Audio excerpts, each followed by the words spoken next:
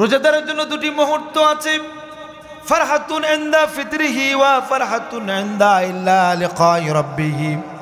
রোজাদার যখন সারাদিন রোজা রেখে ইফতার যখন করতে বসে, বান্দারে খাবার নিয়ে, বাহারি প্রকারের খাবার নিয়ে ইফতার করতে বসে, হুকুম আর মাত্র 3টা মিনিট বাকি আছে, বান্দা খাবার খায় না। 3 মিনিট পর যখন আজান শুরু হয়ে গেল, আল্লাহর হুকুম হয়ে গেল, খাবার শুরু করে দিলেন।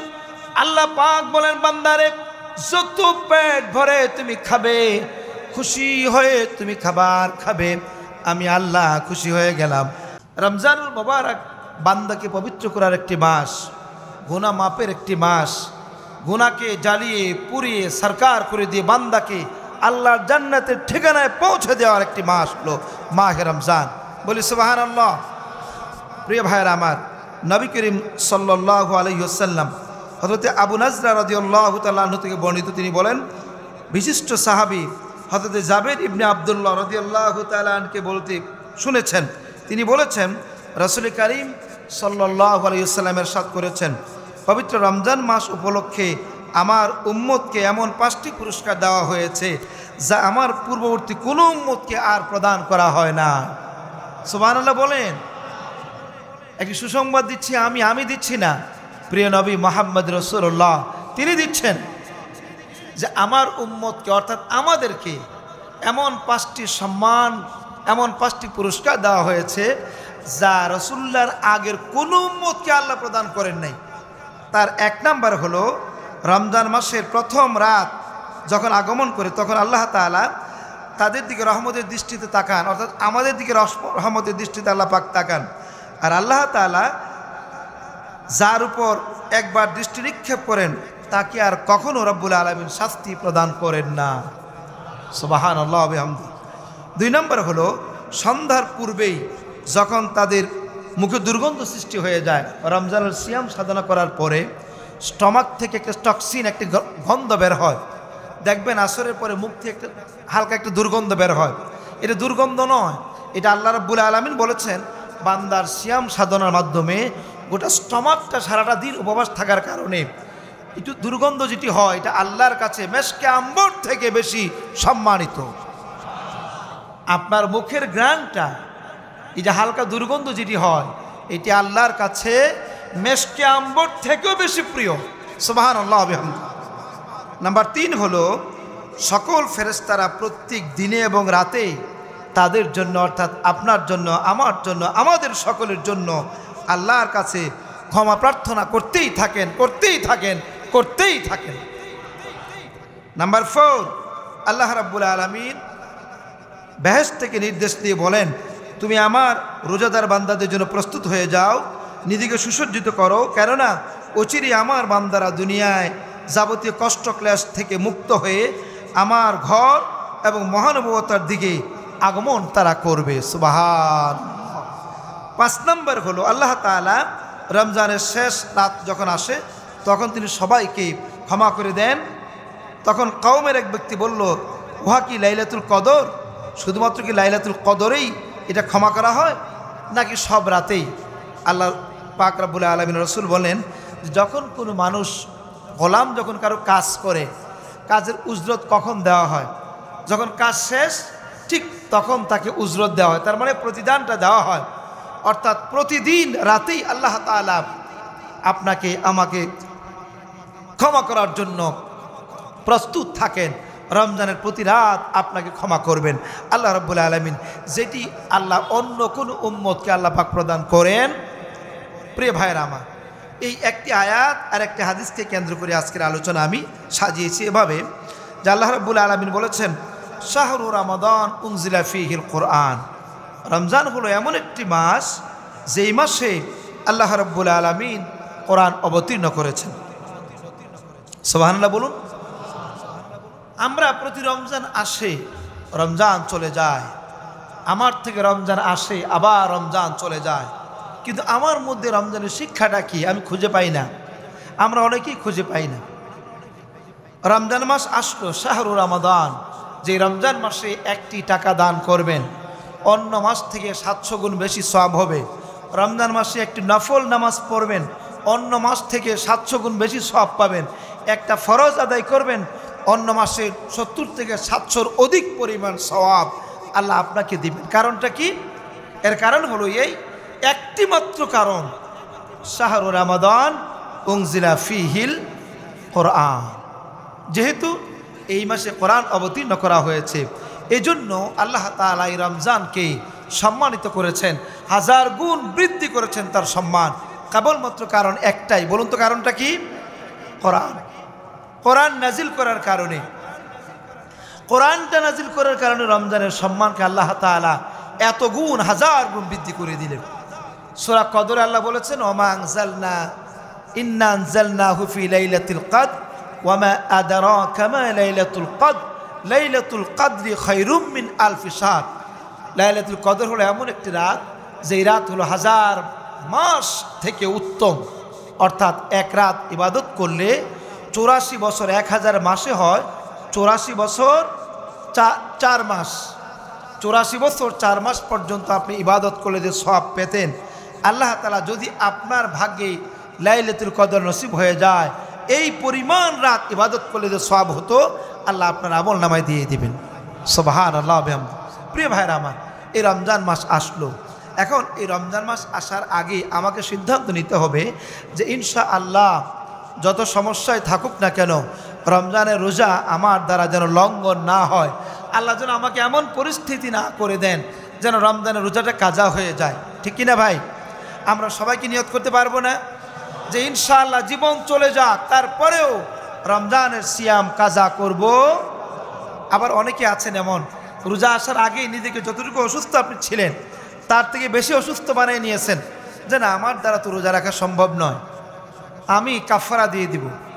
আপনি কেমনে জানলেন এটা যে আপনার পক্ষে রোজা রাখা সম্ভব নয়? আরে ভাই, আপনি সিদ্ধান্ত নিন যে ইনশাআল্লাহ রোজাটা যেহেতু আল্লাহ হায়াত যেহেতু দিয়েছে, রোজা অবশ্যই রাখবো। এই রোজা যেন আমার জীবনের শেষ রোজাও তো হতে পারে। কি ভাই, হতে পারে না? আপনার জীবনের শেষ রোজা এটা হতে পারে না? নিশ্চয় হতে পারে।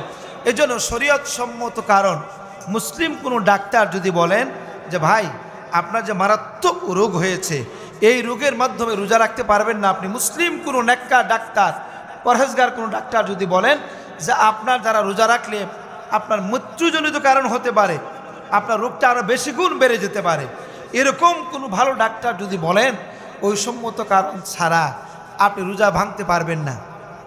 রোজা ভাঙার নিয়ত আমরা কেউ করব না। প্রিয় ভাইরা আমার, সুতরাং এই রোজার মাধ্যমে আপনার কি উজরত হবে?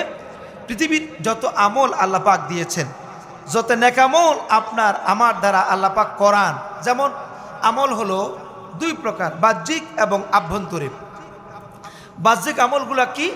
বাহ্যিক আমল হলো যে আপনি নামাজ পড়ছেন, নামাজ বাহ্যিক আমল, আপনার ইচ্ছে মোটেও নাই যে আপনি নামাজ পড়বেন, কিন্তু আপনি নির্বাচনে দাঁড়িয়ে গেছেন, আসরে নামাজের সময় হয়ে গেছে, এখন চিন্তা করলেন যদি এখন নামাজটা না পড়ি মানুষ কি মনে করবে, মানুষ কি বলবে, এই লোকটা বেনামাজি, তাকে ভোট দেওয়া যাবে না। ওযু আছে বা না আছে, দাঁড়ায় গেছেন নামাজে জনগণকে সন্তুষ্ট করার জন্য। ঠিক কি না? এটা হলো মানুষকে দেখানোর জন্য নামাজ। হজ, টাকা আপনার আছে, তো হজ যদি না যান মানুষ কি বলবে, এত টাকার মালিক হজ করলেন না। সুতরাং হজের মধ্যে একটা লৌকিকতা আছে। আবার হজ করে আসলেন, আসার পরে মানুষ আপনাকে হাজি বলে না, আপনি ঘোষণা করে দিয়েছেন আমি কিন্তু হজ করে আসছি ভাই, মিটিং হওয়ার মধ্যে ঘোষণা করে আমি কিন্তু ভাই হজ করে আসছি, তার মানে হলো আপনারা এখন আমাকে হাজি বলে ডাকবেন। ঠিক কি না? সুতরাং এর মধ্যে লৌকিকতা আছে। হজ গেল। কোরবানি, কোরবানি যদিও আপনি আল্লাহর জন্য করছেন, কিন্তু আমরা কি করি, গরুটা কিনি, গাবতলী বাজার থেকে বড় একটা গরু কিনা হলো, 5 লাখ টাকা দিয়ে গরু কিনা হলো, গরুর গলার মধ্যে মালা দিয়ে চতুর্দিকে হাঁটাহাঁটি করছেন, জনগণ জিজ্ঞেস করতে গরুটা কার? দক্ষিণ পাড়ার আবদুল্লাহ ভাই কিনেছেন। কত টাকা দিয়ে? 5,10,000 টাকা দিয়ে কিনেছেন। আলহামদুলিল্লাহ, গাবতলী থেকে এ পর্যন্ত ট্রাকে আনতে পারতেন, ট্রাকে না এনে হাঁটিয়ে আনছে। মানুষ জিজ্ঞেস করলো, বারবার বললেন, নিজের মধ্যে একটা ভালো লাগলো, একটা লৌকিকতা অর্থাৎ প্রদর্শনী ইচ্ছার মধ্যে লুকায়িত আছে। একমাত্র ইবাদত, যে ইবাদতের মধ্যে কোনো প্রদর্শন ইচ্ছা নাই, কেবলমাত্র আল্লাহর জন্য রাখা হয়। ঠিক কিনা বলুন? আল্লাহ রাব্বুল আলামিন বলেন, কুল ইন্না সালাতি ওয়া নুসুকি ওয়া মাহইয়ায়া ওয়া মামাতি লিল্লাহি রাব্বিল আলামিন। আমরা কোরবানি আল্লাহর জন্য করি, নামাজ আল্লাহর জন্যই পড়ি, হজ আল্লাহর জন্যই করি। আমার নামাজ, আমার কোরবানি, আমার ইবাদত সব আল্লাহর জন্য আমরা করি।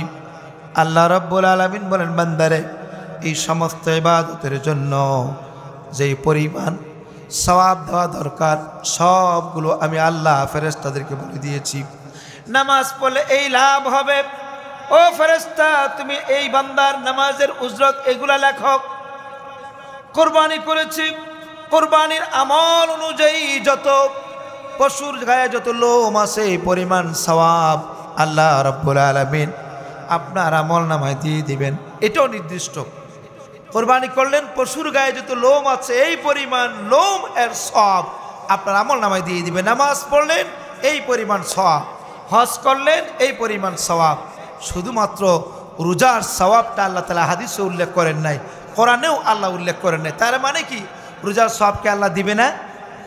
কথা বলেন, দিবে কে দিবে না? আসুন হাদিসে কুদসি শুনি। আল্লাহ রাসূলের হাদিস, আল্লাহ পাক বলেছেন আস-সাওমু লি ওয়া আনা আজজি বিহি। অন্যত্র এসেছে আস-সাওমু লি ওয়া আনা উজজা বিহি, অর্থাৎ বান্দা রোজা রেখেছে আমার জন্য, আমি আল্লাহ নিজ হাতে তার পুরস্কার প্রদান করব।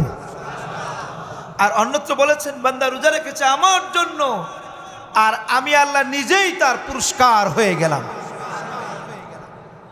ম্যানেজারকে বলেছেন, এই ম্যানেজার সাহেব এই এই এই এই লোকগুলাকে ঈদের বোনাস দিয়ে দেন, আর শুধুমাত্র আব্দুর রহমানকে বলবেন আমার কাছ থেকে বোনাসটা নেওয়ার জন্য। তার মানে আব্দুর রহমানের বোনাস ম্যানেজার তোমার মাধ্যমে দেওয়া হবে না। আব্দুর রহমান এতই ভালো কাজ করেছে যে আব্দুর রহমানের ঈদ বোনাসটা আমি মালিক নিজে প্রদান করব। কম দিবে না বেশি দিবে? আল্লাহ বলেছেন বান্দা রোজা রেখেছ আমার জন্য। আচ্ছা দেখুন তো, রোজা যদি কোনো মানুষকে দেখানোর জন্য রাখে, ফজর সেহরির সময় খেয়েছে, এখন রোজা রাখছে, বলতেছে যদি ইচ্ছা করে যে আমি একা একা নীরবে যে বাথরুমে যে পানি খেয়ে ফেলবো, খেতে পারবে না? বাথরুমে যে পানি খেতে পারবে না? আমাদের সমাজে প্রত্যেকটা হোটেলের মধ্যে কিন্তু পর্দা দেওয়া থাকে, পর্দা দেওয়া থাকে না? এই পর্দার ভেতরে আমি গত পরশুদিন বাড্ডা থেকে আমার মাদ্রাসার ছাত্রের জন্য কিছু বেকারি খাবার আনি, কেক আনি। তো এই কেক বেকারিকে জিজ্ঞেস করলাম, ভাই রমজানে কি খোলা থাকবে? বলো হুজুর প্রথম 2 দিন বন্ধ থাকবে, 2 দিন চলে না, তারপরে ইনশাল্লাহ পাক্কা দমে চলে। তার মানে আজকে যেই পরিমাণ উৎপাদন করছেন রমজান মাসে কি এই পরিমাণ উৎপাদন করবেন? হুজুর বলেন কি, কোনো অংশ কম নয়। তার মানে হলো আমরা রমজান সারা যেই পরিমাণ বেকারির বিস্কিট অথবা রুটি অথবা কেক উৎপাদিত হয়, উৎপাদন তারা করেন, আবিষ্কার করেন তারা, ঠিক রমজানের 2 দিন গেলেই আবার এই পরিমাণ চলে। কারা খায়? ফেরেশতারা খায়? কারা খায়? মুসলমানরা খায় নাকি হিন্দুরা খায়? আমার দেশে হিন্দু আর কয়জন আছে? এই মহাখালীতে খ্রিস্টান অল্প কিছু ভাইয়েরা হিন্দু আছে, খ্রিস্টান আছে। তো হোটেল মোটেল যা আছে সব কি খ্রিস্টানরা দখল রাখে নাকি? কারা খায়? মুসলমানরা খায়। সুতরাং যদি এমন রোজাদার কেউ থাকে, যাক রোজা তো রাখছি জনগণকে দেখানোর জন্য, হোটেলে পর্দার ভেতরে যায়া পেট ভরে খেয়ে আবার এসে ইফতারের সময় এসে আবার ইফতার করে দিব, এমন মুসলমান কি আছে না ভাই? আসুন ইফতারের আগে আমরা কত বাহারি প্রকারের খাবার নিয়ে বসি। সারাটা দিন সিয়াম সাধনার পরে, সারাটা দিন সিয়াম করার পরে আমরা ঠান্ডা পানি দিয়ে শরবত তৈরি করি, বিভিন্ন প্রকার ঝাল টক খাবার আমরা সামনে রাখি। অনেকগুলো খাবার সামনে থাকার পরে আল্লাহ পাক ফেরেশতাদেরকে নিয়ে বসেন। আল্লাহ ফেরেশতাদেরকে বলেন, ও আমার ফেরেশতারা, আমার বান্দারা খাচ্ছে না কেন? আমার বান্দারা, আল্লাহ কি জানে না ভাই? আল্লাহ কি জানে কিনা বলুন? আল্লাহ অবশ্যই জানেন। আল্লাহ বলছেন, ফেরেশতারা আমার বান্দারা কেন খাচ্ছে না? ফেরেশতারা বলে, আল্লাহ তোমার বান্দারা তোমার ভয়ে খাচ্ছে না, তোমার জান্নাত পাওয়ার আশায় জাহান্নামের ভয়ে তারা খাচ্ছে না, তাই নাকি? তার মানে হলো খাবার সামনে আছে, কলিজা শুকিয়ে যাচ্ছে, ঠান্ডা পানির শরবত সামনে আছে, খাচ্ছে না, 5 মিনিট বাকি আছে। অপেক্ষা কয় মিনিট? 5 মিনিট পরে বান্দা খাবে। আল্লাহ বলছেন ফেরেশতারা, আমি এই বান্দারা আমাকে দেখে নাই, আমার জান্নাত দেখে নাই, আমার জাহান্নাম দেখে নাই, আমার ফুলসিরাতও দেখে নাই। এত কিছু না দেখেও বান্দার কলিজা শুকিয়ে যাচ্ছে, পেটে ক্ষুধার্ত পেয়ে ডায়াবেটিকের রুগী থরথর করে কাঁপছে, খাবার খাচ্ছে না। তোমরা বলেছিলে এই বান্দা না তৈরি করতে, আমি আল্লাহ সব ভালো জানি।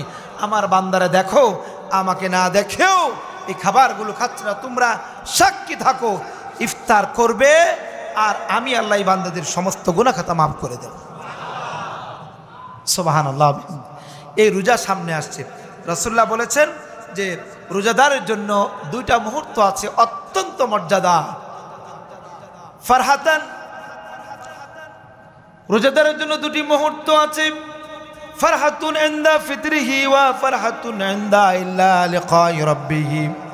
রোজাদার যখন সারাদিন রোজা রেখে ইফতার যখন করতে বসে, বান্দারে খাবার নিয়ে, বাহারি প্রকারের খাবার নিয়ে ইফতার করতে বসে, হুকুম আর মাত্র 3টা মিনিট বাকি আছে, বান্দা খাবার খায় না। 3 মিনিট পর যখন আজান শুরু হয়ে গেল, আল্লাহর হুকুম হয়ে গেল, খাবার শুরু করে দিলেন। আল্লাহ পাক বলেন, বান্দারে যত পেট ভরে তুমি খাবে, খুশি হয়ে তুমি খাবার খাবে, আমি আল্লাহ খুশি হয়ে গেলাম।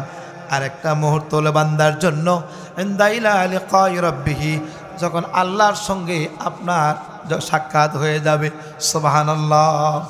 আল্লাহ পাক বলেন, ওয়াসিকাল্লাযীনা ইত্তাকাউ ইলাল জান্নাতি যুমারা হাত্তা ইযা জাউহা ওয়া ফুতিহাত আবওয়াবুহা ওয়া ক্বালা লাহুম খাযানাতুহা সালামুন আলাইকুম তিবতুম ফাদখুলুহা খালিদিন। আল্লাহু আকবার।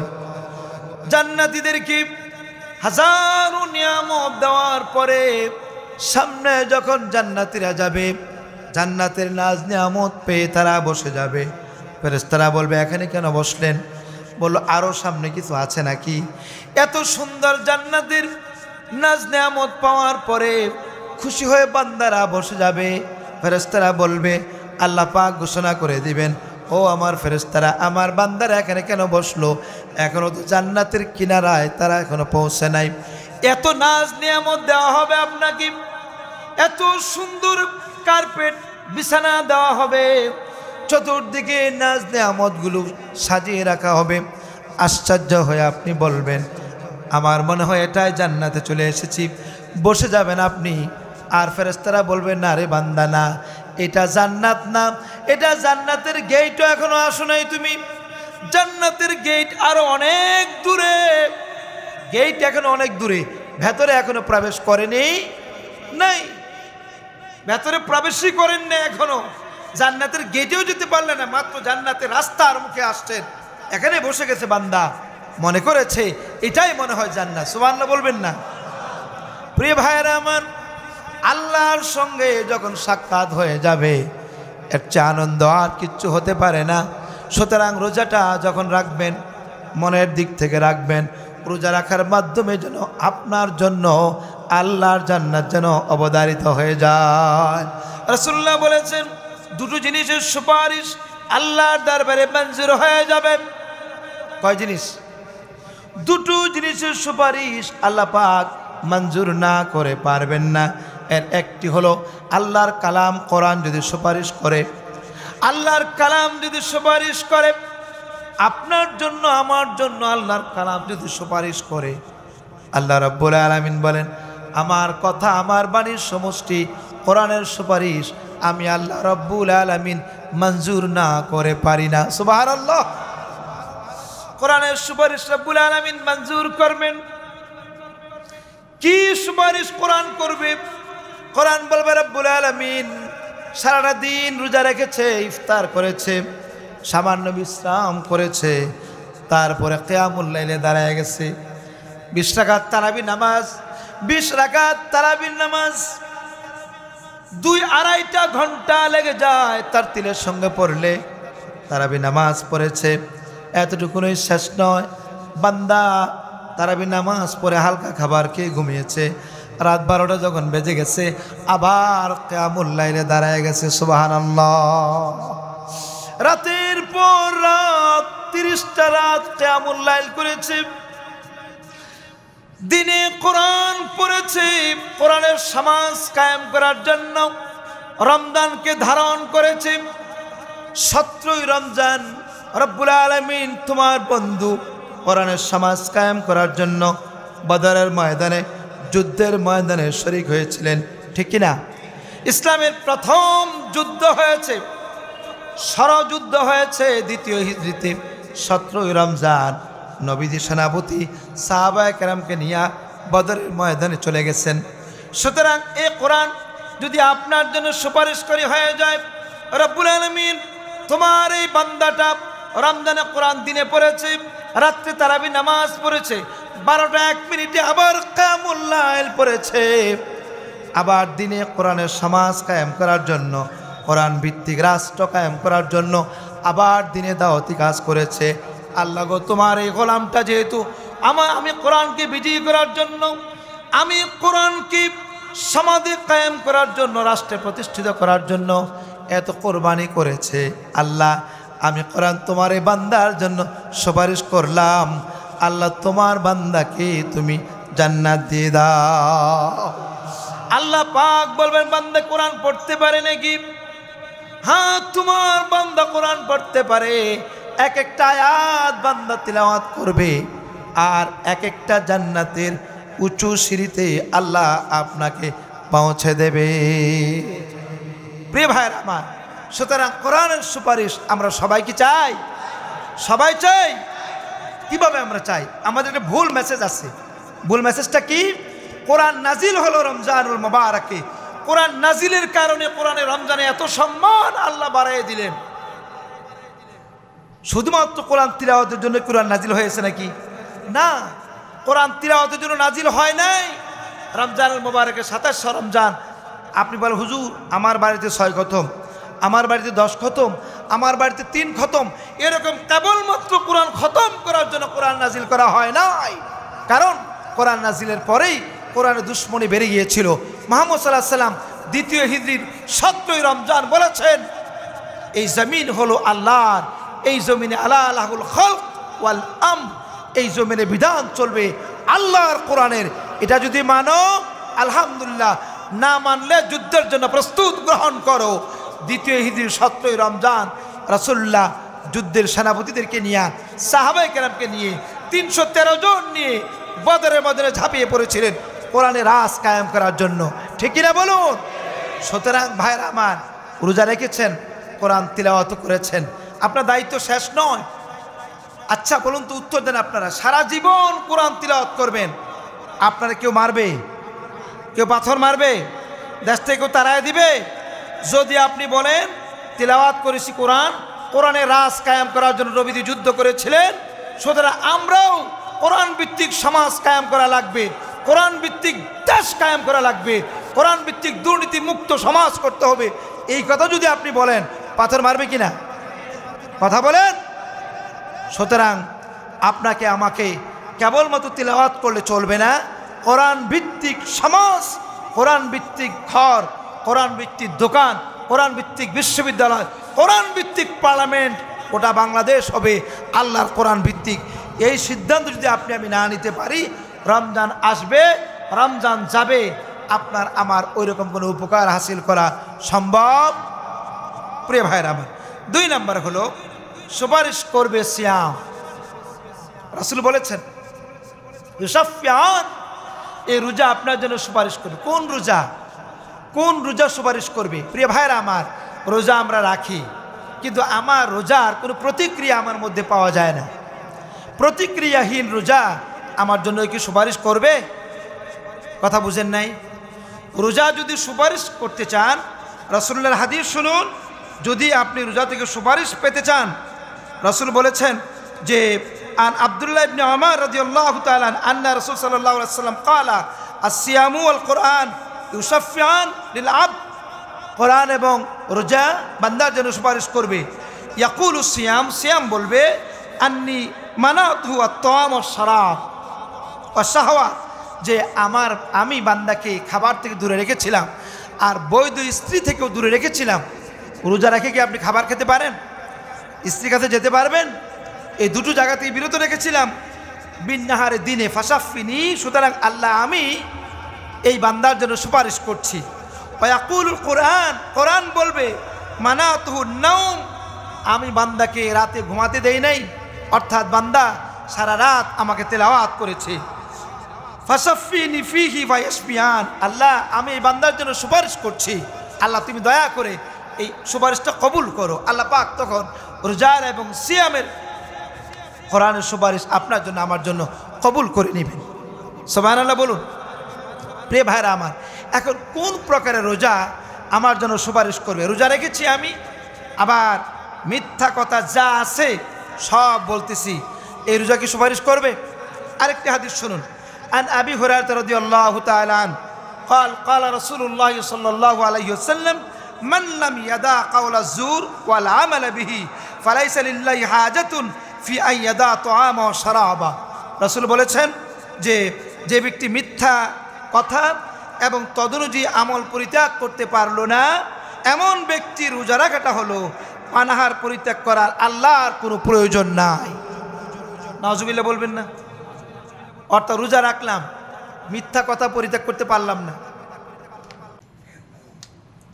মিথ্যা কথা বাদ দিতে পারলাম না, রোজা রাখলাম, মানুষকে ঠকানো বন্ধ করতে পারলাম না, রোজা রাখলাম, খাদ্যে ভেজাল দেওয়া বন্ধ করতে পারলাম না, রোজা রাখলাম, সত্য কথা বলতে পারলাম না, তাহলে এই রোজা কি আমার জন্য সুপারিশকারী হবে? ভাই বলেন হবে?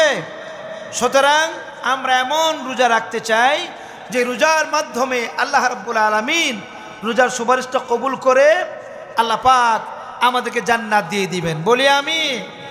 সুতরাং এমন রোজা আমরা কি সবাই রাখতে চাই? ভাইরা আমার দিকে তাকান মেহরবানি করে।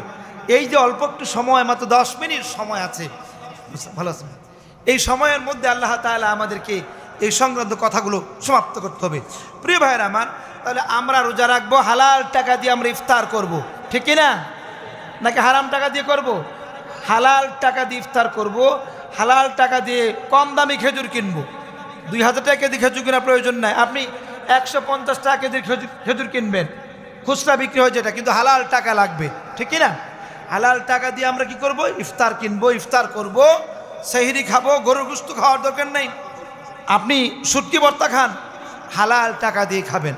আল্লাহ রাব্বুল আলামিন যদি আমাদেরকে এই হালাল টাকা দিয়ে ইফতার ক্রয় করতে পারি, হালাল টাকার সেহরি খেতে পারি, এই রোজা আল্লাহর দরবারে মঞ্জুর হয়ে যাবে। রোজা আপনার জন্য আমার জন্য জান্নাতে যাওয়ার জন্য সুপারিশকারী হয়ে যাবে। বলি আমিন। প্রিয় ভাইরা আমার, এই রমজান এসেছে আপনাকে আমাকে পবিত্র করার জন্য, এই রমজান এসেছে আপনাকে আমাকে গুনাহমুক্ত করার জন্য।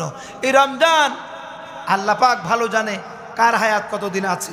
সুতরাং আমরা সব সময় রমজানকে স্বাগত জানাবো, এবং রমজানকে আমরা স্বাগত কেমনে জানাবো? আমরা আজকেই সিদ্ধান্ত করব, আজকেই পারিবারিক বৈঠক বসে সিদ্ধান্ত নিব যে আমার সন্তানকে, বাবা তুমি কোরআনটা কয় পারা পড়বে। পারিবারিক বৈঠক বসবো, আমরা স্ত্রীকে নিয়ে বসবো, মেয়েকে নিয়ে বসবো, ছেলেকে নিয়ে বসবো, বাবা তুমি ইনশাল্লাহ 1 খতম তো কোরআন করবে, আর অন্তত পক্ষে 2 বা 3টা সূরা, বড় বড় সূরার তর্জমা, বাংলা তর্জমা পড়বে। মেয়েকে বলবেন, মা সুমাইয়া তুমি অন্তত 2টো সূরার বাংলা তর্জমা পড়বে। আর মুনতাখাবে হাদিস থেকে, সেই বুখারী থেকে 10টা হাদিস আমরা পড়ব। আর রোজা সংক্রান্ত অসংখ্য কিতাব বাজারে আছে, এই কিতাবগুলো থেকে রোজার হাকিকত সম্পর্কে আমরা জানবো অন্তত 10 পৃষ্ঠা।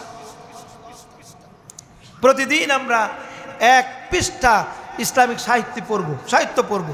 এরকম প্ল্যান যদি আমরা করতে পারি, রমজানটা আপনার জন্য আমার জন্য সৌভাগ্যের বারত বহন করবে, ঠিক কিনা বলুন?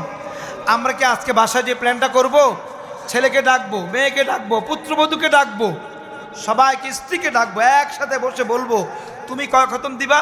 10 খতম দরকার নাই, 2 খতম দরকার নাই, সুন্দরভাবে তিলাওয়াত করে, নির্ভুল তিলাওয়াত করে 1টা খতম কোরআন করব 27 রমজানের মধ্যে।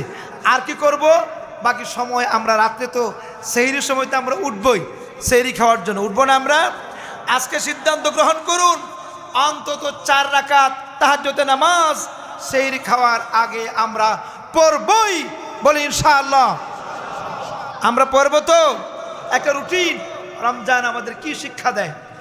রমজান আমাকে কি শিক্ষা দেবে? একটা রুটিন ওয়ার্ক শিক্ষা দেয়, একটা রুটিন ওয়ার্ক শিক্ষা দেয়। ফ্রান্সের এক বিজ্ঞানী সগুতুকি ভ্যাকসিন তিনি আবিষ্কার করেছেন, তার নাম হলো সগুতুকি ভ্যাকসিন। তিনি আবিষ্কার করেছেন ডায়াবেটিকের জন্য 1 নম্বর ওষুধ হলো মাহে রমজান। অর্থাৎ যারা মারাত্মক ডায়াবেটিকের রোগী, আপনাকে একটা চিকিৎসা দিয়ে দেয়। জাপানের স্বর্ণপদক প্রাপ্ত রাষ্ট্রীয় পদক পেয়েছেন যিনি, সগুতুকি ভ্যাকসিন, তিনি বলেছেন মুসলমানদের রমজান মাসে ডায়াবেটিক না থাকার মূল কারণ তারা সিয়াম সাধনা করে, দীর্ঘ সময় তার উপবাস থাকে। বলি আলহামদুলিল্লাহ। প্রিয় ভাইরা আমার, আপনি সিয়াম সাধনা করুন। রোগ দিয়েছে কে? রোজা রাখবো কার জন্য? রোগ ভালো করবে কে? আপনাকে সুস্থ রাখবে কে? প্রিয় ভাইরা আমার, এই আজকে আমি একটু পরে পরে পানি খাচ্ছি। যদি শুক্রবার দিন রমজানে এখানে নামাজ পড়ায় পানি খাওয়া যাবে? পানি খাওয়া যাবে নাকি? পানি খাওয়া যাবে না। কিন্তু আল্লাহ তো বাঁচায় রাখেন। এখন তো খালি গলা শুকিয়ে যাচ্ছে, বারবার গলা শুকিয়ে যাচ্ছে। কিন্তু রমজান মাসে কি পানি খেলে আপনারা এই মুহূর্তে রাখবেন? কি বলবেন যে হুজুর আচ্ছা অল্প একটু খান, বাট্টাত খান না, একটু পানি খান, গলা যেহেতু আপনার আটকে যায়, এটা বলবেন আপনারা? এই কথা বলার সুযোগ সেদিন কে করে দিবেন?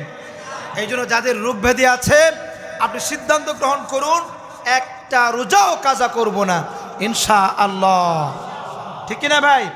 হালাল টাকা দিয়ে ইফতার করব, সেহরি খাবো, ঠিক কিনা বলুন? আর একজনকে হলেও প্রতিদিন আপনার বাসা দারোয়ান, গরিব মানুষ, অল্প টাকার বেতনে চাকরি করে, তাকে ইফতার করার সিদ্ধান্ত আপনি নিন। আপনার 6তলা বিল্ডিং, 5তলা ভবন, 5তলা ভবনে অন্তত 20টা বাড়িওয়ালা থাকেন, 20টা ফ্ল্যাটওয়ালা আছেন। আপনিও সিদ্ধান্ত নিয়েছেন, বাকি সবাই সিদ্ধান্ত নিয়েছে দারোয়ানকে 1 মাস ইফতার করাবে। এখন একজন ভাই বলেছেন যে বাবা আপনাকে আমি গোটা রমজান ইফতার করাবো, অথবা সেহরি খাওয়াবো, অথবা ইফতারের পরে খাবারটা খাওয়াবো। আরেকজন এসে বলতেছে আমিও আপনারে খাওয়াবো। এরকম 5 জন বলছে। উনি কি 5 বার খেতে পারবে? বলেন 5 বার খেতে পারবে? আপনার নিয়ত থাকার কারণে একজনে খাবার দিয়েছেন, আল্লাহ রাব্বুল আলামিন আপনার শুধু নিয়ত করার কারণে এই ব্যক্তির 30 রমজানের সওয়াব আল্লাহ পাক আপনার আমল নামায় দিয়ে দিবেন। কি দিতে পারে না? আল্লাহ দিতে পারে না? আপনি তো জানেন না যে এই ব্যক্তির আরেকজনে কন্ট্যাক্ট করে ফেলেছে। আপনি কি জানেন? আপনি জানেন না। সুতরাং বাড়ির দারোয়ান যে সমস্ত বাড়িতে আছে আপনারা অবশ্যই খেয়াল করবেন, মেহেরবানি করে ইফতারটা যেন ভালো হয়। গরিব মানুষকে ডাক দিয়ে ইফতার করাবেন, প্রতীককে ইফতার করাবেন। আর আমাদের এই মসজিদে আলহামদুলিল্লাহ ব্যাপক আকারে ইফতারের আয়োজন করা হয়। অনেক মানুষ 100 জনের প্লাস ইফতার করে ইনশাল্লাহ। এই রমজানও চালু থাকবে ইনশাআল্লাহ। আমার বিশ্বাস মসজিদ কমিটি উদ্যোগ নেবেন। প্রিয় ভাইয়েরা আমার, সময় শেষ পর্যায়ে চলে এসেছে। শেষ কথা হলো আমার একটি, এই রমজান যেন আপনার জন্য, আমার জন্য, আমার জীবনের জন্য একটি মাইল ফলক হয়ে যায়, গুনাহ মাপের মাধ্যম হয়ে যায়, জান্নাতে যাওয়ার উসিলা হয়ে যায়, একটি সুন্দর সমাজ, কোরআন ভিত্তিক একটি সমাজ কায়েমের উসিলা হয়ে যায় রমজান। আল্লাহ যেন কবুল করেন, বলি আমিন। প্রিয় ভাইরা আমার, মুহাম্মদ সাল্লাল্লাহু আলাইহি ওয়াসাল্লামের প্রিয়তম রাদিয়াল্লাহু তাআলা খাব্বাব রাদিয়াল্লাহু তাআলা রাসূলের দরবারে যায় বলতেছেন, হে রাসূল আলা তাস্তানসুরুলানা আলা তাদউল্লাহু লানা, হে নবী আপনি কি আমাদের জন্য সুপারিশ করবেন না? আপনি কি আমাদের জন্য আল্লাহর দরবারে একটু দোয়া করতে পারেন না? নবীজি বলেছিলেন, সাহাবীরা তোমরা যারা আজকে মার খাচ্ছ, তোমরা যারা অত্যাচারিত হচ্ছ, এটা অতি স্বাভাবিক। ইসলামের জন্য, কোরআনের জন্য আমার আগে যারা তাওহীদের দাওয়াত দিয়েছিলেন, ইসলামের জন্য যারা তাওহীদের দাওয়াত দিয়েছিলেন, এমন অসংখ্য কঠিন থেকে কঠিন পরীক্ষা এসেছিল। প্রিয় ভাইয়েরা আমার, রমজানকে একটা পরীক্ষা আমরা মনে করি, যেই পরীক্ষার মাধ্যমে আমরা পবিত্র হয়ে যাব। কষ্ট তো হবেই, সিয়াম সাধনা কষ্ট হবেই। কষ্ট হলেই কি আপনি রোজা ভেঙে ফেলবেন? আমরা কষ্ট হলে কি পানি খেয়ে ফেলবো? না, কষ্ট হলেই পানি খাবো না। হ্যাঁ, একটা তসরুপ আছে। সেটি কীরকম? সেটি হলো, যদি আপনার প্রচণ্ড কষ্ট হয়, আপনি মাথার মধ্যে পানি দেবেন, মাথাটা ভালো করে পানি ঢালেন, দেখবেন আপনার পিপাসা কমে গেছে। বলেন তো, মাথায় পানি ঢালছেন, পিপাসা কেমনে কমলো? পানি ঢালছেন মাথায়, আপনার হালকা শরীরটা একটু আরাম লাগতেছে, আরাম লাগতেছে। কারণ কি? কারণ হলো এই যে আপনার মাথার চুলের যে কণা গোড়া আছে, এই চুলের গোড়া দিয়া সামান্য পরিমাণ পানি আল্লাহ তাআলা কুদরতিভাবে আপনাকে মস্তিষ্ক ঠান্ডা করার জন্য, আপনার মস্তিষ্ক ঠান্ডা করার জন্য আল্লাহ তাআলা এমন কুশ সম্বলিত কিছু ছিদ্র রেখেছেন যেন আমার বান্দা আরাম পায়। সুবহানাল্লাহ বলেন। সেলুনে চুল কাটতে যাবেন, দেখবেন সেলুনওয়ালা অর্থাৎ যিনি চুল কাটেন যেই ভাইটা, আপনার মাথা চিরুনি আঁচড়াচ্ছে আর আপনার তন্দ্রা চলে আসে। তন্দ্রা আসে না? কারণ কি জানেন? কারণ হলো এই যে চামড়া, মাথার যে চামড়া বিজ্ঞান আবিষ্কার করেছে, এই চামড়ার মধ্যে আল্লাহ তাআলা 1,37,000 সেল দিয়ে এই চামড়ার নিচে একটা সেলের ব্যবস্থা করে দিয়েছেন, যে সেলের মাধ্যমে চিরুনি আঁচড়া লাগলে আরাম বোধ হয়। সুবহানাল্লাহ বলেন। আরাম বোধ হয়, তন্দ্রা বোধ হয়। মাথার স্তর 7টা স্তর দিয়ে আল্লাহ পাক এই মাথাকে তৈরি করেছেন। একটা দুইটা নয়, 7টা স্তর আছে, পর্দার স্তর আছে, যেটি আমাদের চর্মচক্ষে আমরা দেখতে পাবো না। প্রিয় ভাইরা আমার, এজন্য আমরা সিদ্ধান্ত গ্রহণ করি যেন আমরা অবশ্যই কেউ রোজা ভাঙবো। আমরা চেষ্টা করব একজনকে হলেও 1 গ্লাস পানি দিয়ে হলো ইফতার করানোর জন্য, একটা খুরমা একটা খেজুর দিয়ে হলো ইফতার করানোর জন্য আমরা চেষ্টা করব। বলি আমিন। ভাইরা আমার, রমজানুল মোবারকের আলোচনা ইনশাআল্লাহ হুজুরা করবেন। বাই রোটেশন প্রায় 4টা-5টা জুমা হয়তো আমরা পাবো ইনশাআল্লাহ। বিষয়ভিত্তিক আলাদা আলাদা করে ভাগ করে আলোচনাগুলো হবে। আল্লাহ রাব্বুল আলামিন যে কথাগুলো বলেছি সবার আগে আমাকে, আমাদের সকলকে আলোচনাগুলো বুঝে আমল করার তৌফিক দান করুন। আমি মসজিদ কমিটির সম্মানিত দায়িত্বশীল বৃন্দ যারা আছেন, মোতাওয়াল্লি সাহেব, সভাপতি, সেক্রেটারি এবং সাধারণ সদস্য ভাইরা যারা আছেন, আপনাদেরকে অসংখ্য মোবারকবাদ জানাই। আমি বিগত 1 মাস আগে আপনাদের কাছ থেকে বিদায় নিয়েছিলাম। আজকে ওনারা আমাকে একটি জুমা পড়ানোর সুযোগ দিয়েছেন যে হুজুর আজকে আমরা আপনাকে আনুষ্ঠানিকভাবে বিদায় দিব ইনশাআল্লাহ, সেজন্য আপনি জুমাটা পড়াবেন। ওনাদের এই উচ্চ হৃদয়ের জন্য, মনের জন্য এবং ইমাম এবং খতিব হযরতুল আল্লামা আবু জাফর সাহেবকে ধন্যবাদ জ্ঞাপন করছি যে এই মিম্বরে কিছু কথা বলার সুযোগ করে দেওয়ার জন্য। মসজিদ কমিটিকে আন্তরিকভাবে হৃদয় থেকে মোবারকবাদ জানাচ্ছি। আল্লাহ তাআলা ওনাদের সকলকে কবুল করুন, বলে আমিন। আমি আপনাদের মধ্যে ছিলাম 10 বছর 4 মাস। 10 বছর 4 মাসে আমার কথায়, আমার আচরণে যদি আপনাকে কষ্ট পেয়ে থাকেন, মেহেরবানি করে একজন ভাই হিসেবে আমাকে মাফ করে দিবেন আপনারা। আমার মনে কোনো দুঃখ বেদনা নেই। আমার একটা ইচ্ছা ছিল যে আমি যেহেতু বেশি ব্যস্ত হয়ে পড়েছি, আমার পক্ষে 5 ওয়াক্ত নামাজ পড়ানো সম্ভব নয়। আমি আপনাদের মাঝে আছি। মিজান ভাইয়ের বাড়িতে মাদ্রাসা দিয়েছি আমি, আপনার আল কোরআন একাডেমি, আল মদিনা মডেল মাদ্রাসা একটা মাদ্রাসা দিয়েছি। এখানে হাফেজ তৈরি কারখানা খুলেছি ইনশাআল্লাহ। তো আমি আছি আপনাদের মাঝে। যদি প্রয়োজন ফিল করেন যে কোনো সময়, আমি এখনও কোনো মসজিদে খুতবা দায়িত্ব নিইনি। আমি মনে প্রাণে আশা করেছিলাম যদি আপনারা চাইতেন বা কমিটি চাইতো আমি খুতবা দায়িত্ব নিতাম। দীর্ঘদিন ছিলাম আমি, যেহেতু খতিব সাহেব রেখেছেন, এরপরে অপশন থাকতে পারে। আমি এখনও কোনো মসজিদে দায়িত্ব নেই নাই। আমার মন এবং হৃদয় আপনাদের সাথে জড়িত রয়েছে। আমি 5 ওয়াক্ত নামাজ সহ সবসময় এখানে আছি আপনাদের মাঝে। যে কোনো সুখে দুঃখে আপনারা আমাকে পাবেন ইনশাআল্লাহ।